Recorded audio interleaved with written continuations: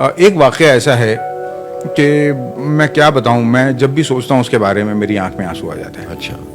وہ واقعہ یہ ہے کہ بامبے میں ایک مضافات میں ایک بستی ہے ٹرامبے, جہاں پہ بابا ایٹامک ریسرچ ہے, اس کے پاس ایک جھگی جھوپڑ پٹی ہے. وہاں پہ 10ویں کے رزلٹ لگے تھے, تو 10ویں کے رزلٹ کے بعد جو ہے ہوتا ہے کہ آپ انٹرویو کرتے ہو, یہ میرٹ میں آیا ہے, وہ میرٹ میں. تو وہاں کی جھگی جھوپڑ پٹی کے ایک معذور بچے کا, جسے اب لوگ ہینڈی کیپ نہیں کہتے ہیں بلکہ ڈفرینٹلی ایبلڈ کہتے ہیں, تو ایسے بچے کو 74% کی حاصل کرنے پہ میرٹ لسٹ میں اس کو مقام ملا تھا. تو مجھ سے کہا گیا کہ اس کا انٹرویو کروں. میں گیا, میں اس کے انٹرویو کے لیے, تو میں نے دیکھا کہ وہ بچہ اتنا ڈسیبلڈ تھا کہ وہ خود سے چل بھی نہیں سکتا تھا, وہ رینگتا تھا, دونوں پیروں سے اور دونوں ہاتھوں سے معذور تھا وہ, اور آئیڈیل اسکول میں پڑھا ہوا تھا. اس کا باپ بڑھئی تھا, کارپینٹر. تو میں اس کو دیکھا, میں نے اس سے پوچھا کہ یہ بچہ جو ہے وہ اسکول کیسے جاتا ہے؟ تو کہنے لگا کہ میں لے کے جاتا ہوں اسے. میں نے کہا کیسے؟ اس کی ایک بہن بھی تھی, وہ بھی معذور تھی. تو بولے کندھے پہ ڈال کے. میں نے کہا روز؟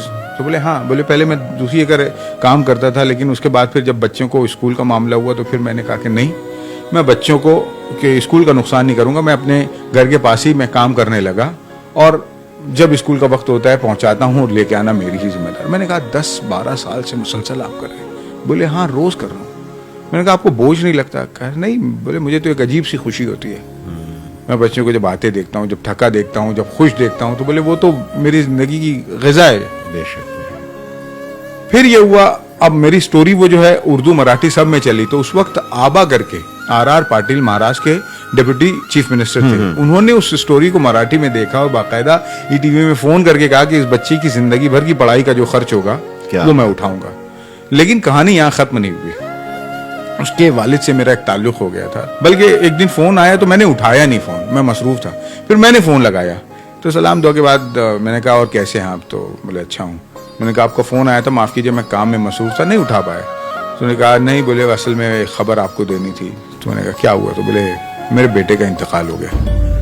تو میں نے کہا کیسے؟ بولے ہو گیا, وہ تو اس کی تو طبیعت تھی ہی ایسی. تو میں نے ایسی طبیعت تھی؟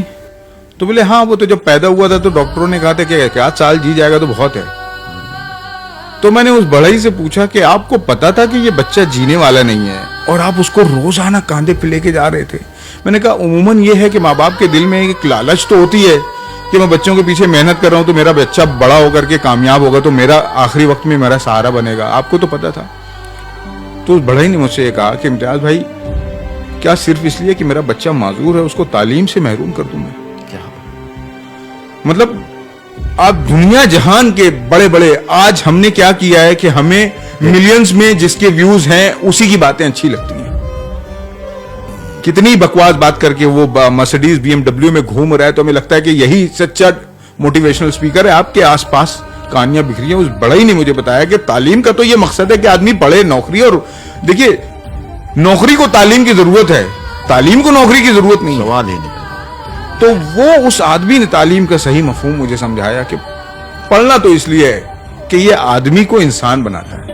بے شک. اس بڑھئی نے جو ہے وہ واقعی مجھے بتایا کہ بہت بڑی بات تعلیم کیا ہے. کیا بات. تو میں جب بھی اس کے بارے میں سوچتا ہوں مجھے لگتا ہے کہ شاید ہم لوگوں نے, اب دیکھیے نا وہ اتنا معذور بچہ ہے, اس کو باپ روز آنا لے کے جا رہا ہے. آدمی محنت کرتا ہے تو اس کے سلے کی تمنا کے لیے کرتا ہے, اور باپ کو پتا ہے کہ کچھ ہی دن کا مہمان ہے. اور میں یقین کے ساتھ کہتا ہوں کہ یہ ہر ماں باپ کے لیے سیکھ ہے.